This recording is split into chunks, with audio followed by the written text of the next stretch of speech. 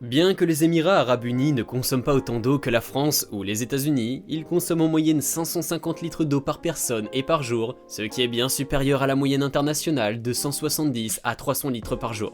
À mesure que les Émirats Arabes Unis se développent rapidement, leurs besoins en eau augmentent également de manière exponentielle.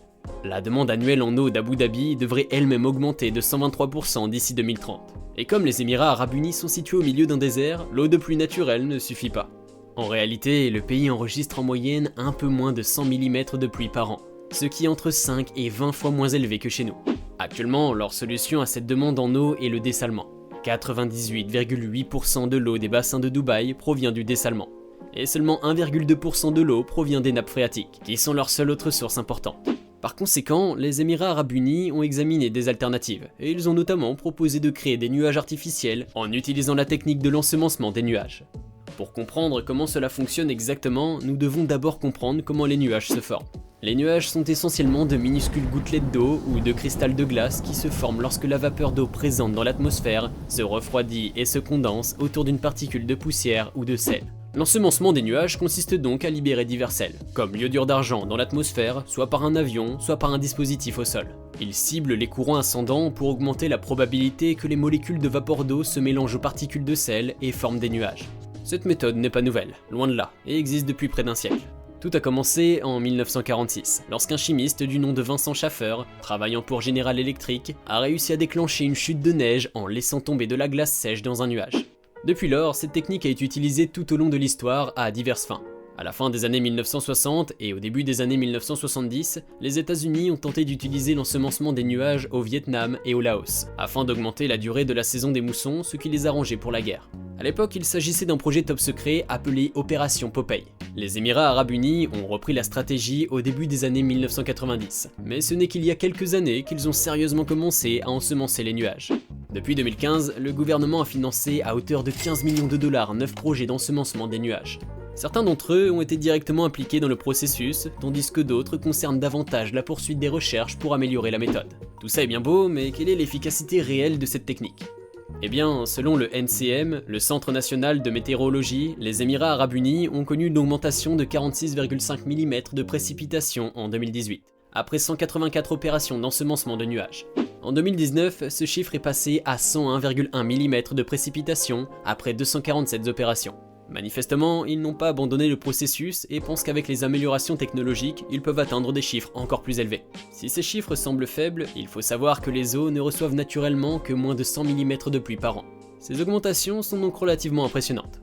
Si elles étaient réellement causées par l'ensemencement des nuages, le NCM estime que cette technique peut augmenter les précipitations de 30 à 35%.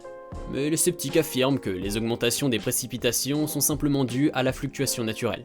Mais même en supposant que l'ensemencement des nuages soit aussi efficace qu'ils le prétendent, il n'est pas utile s'il y a déjà une quantité décente de précipitations de base. Et les Émirats Arabes Unis prévoient également d'augmenter cette quantité de pluie en plantant des arbres. Non seulement les arbres réduisent notre empreinte carbone et créent un attrait visuel dans les paysages, mais ils peuvent également permettre d'augmenter les précipitations. Les arbres produisent de l'eau en tant que sous-produit de la photosynthèse.